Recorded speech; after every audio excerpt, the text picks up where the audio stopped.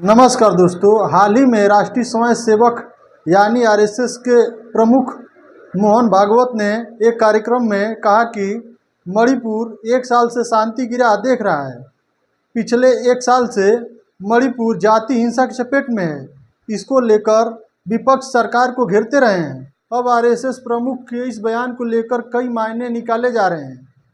RSS के राष्ट्रीय कार्यकारिणी सदस्य इंद्रेश कुमार ने बीजेपी को अहंकारी बता दिया।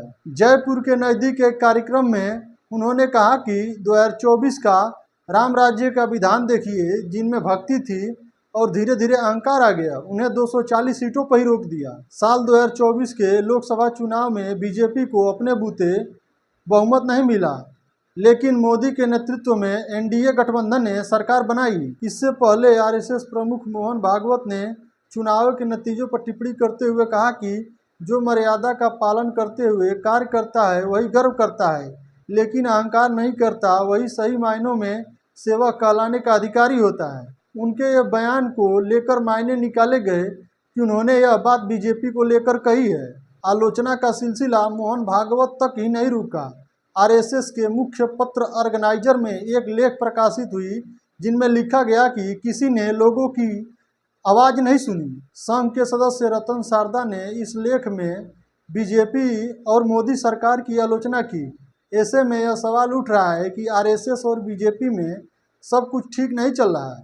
लोकसभा चुनाव के शुरुआती कुछ चरणों में बीजेपी के राष्ट्रीय अध्यक्ष जेपी नड्डा ने इंडियन एक्सप्रेस को दिए इंटरव्यू में यह कहा कि अब बीजेपी को संघ की ज़रूरत नहीं है, बीजेपी अपने फैसले लेने में सक्षम है। उनके इस बयान के बाद कई लोग हैरान हो गए और सवाल उठने लगा कि सभी जानते हैं कि देश भर में फैला आरएसएस का तंत्र और पारिवारिक संस्था चुनाव में किस तरह भाजपा की मदद करते हैं, तो नड्डा ने बीच चुनाव में ऐसा क्यों बयान दिया।